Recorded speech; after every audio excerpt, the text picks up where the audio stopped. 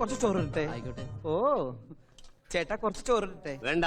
ലേശം മോരൊഴിച്ച് കഴിക്കാനായിട്ട്. വേണ്ടെന്ന്. ഇത്തിരി തൈര് ഒഴിച്ചെന്ന്. എടോ തന്നോടല്ലേ പറഞ്ഞു വേണ്ടെന്ന്. എവിടുന്ന് വന്നുണ്ട് ഈ പന്നി? അല്ലേ കുറച്ച് ചോറിട്, തൈര് കൂട്ടി കഴിക്കാം.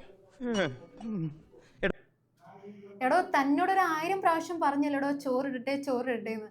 നമ്മൾ മലയാളികൾക്ക് സദ്യ എന്ന് പറഞ്ഞ ഒരു വികാരമാണല്ലേ. യെസ്, അതെന്താണെന്ന് വെച്ച് കഴിഞ്ഞാൽ നമ്മളിങ്ങനെ ചോറും പപ്പടവും സാമ്പാറും അവിയലും ക്യാബേജ് ഒക്കെ കൂടി ഒരു കുഴച്ചടിച്ച് ലാസ്റ്റ് പായസം കൂടി കുടിച്ചാൽ കിട്ടുന്ന ആ ഒരു ഫീൽ ഉണ്ടല്ലോ, ഓ സ്വർഗം തന്നെയാണ്. ഓക്കെ, അപ്പോൾ എല്ലാ ദിവസമൊന്നും പറ്റിയില്ലെങ്കിലും ഇടയ്ക്കൊക്കെ ഒരു സദ്യ കഴിക്കുന്നത് വളരെ നല്ലതാണ്. ബിക്കോസ് സദ്യയിൽ ഒരുപാട് ന്യൂട്രിയൻസ് ഉണ്ട്. എന്താണ് nutrients? Nutrients are the components required for our growth, to maintain health and to prevent diseases. നമ്മുടെ വളർച്ചയ്ക്കും ആരോഗ്യം നിലനിർത്തുന്നതിനും രോഗങ്ങളെ ചെറുക്കുന്നതിനും ആവശ്യമായ ഘടകങ്ങളാണ് പോഷകങ്ങൾ. അതിൽ നമുക്ക് ഇമ്പോർട്ടൻ്റ് ആയിട്ടുള്ള ഒരു 5 ന്യൂട്രിയൻസ് ആണുള്ളത്. കാർബോഹൈഡ്രേറ്റ്, പ്രോട്ടീൻ, ഫാറ്റ് അല്ലെങ്കിൽ കൊഴുപ്പ്, വിറ്റമിൻസ്, അതുപോലെ തന്നെ മിനറൽസ് അല്ലെങ്കിൽ ധാതുക്കൾ. ഈ എല്ലാ ന്യൂട്രിയൻസും എല്ലാ ഫുഡ് ഐറ്റംസിലും ഉണ്ടാവണമെന്ന് നിർബന്ധമൊന്നുമില്ല.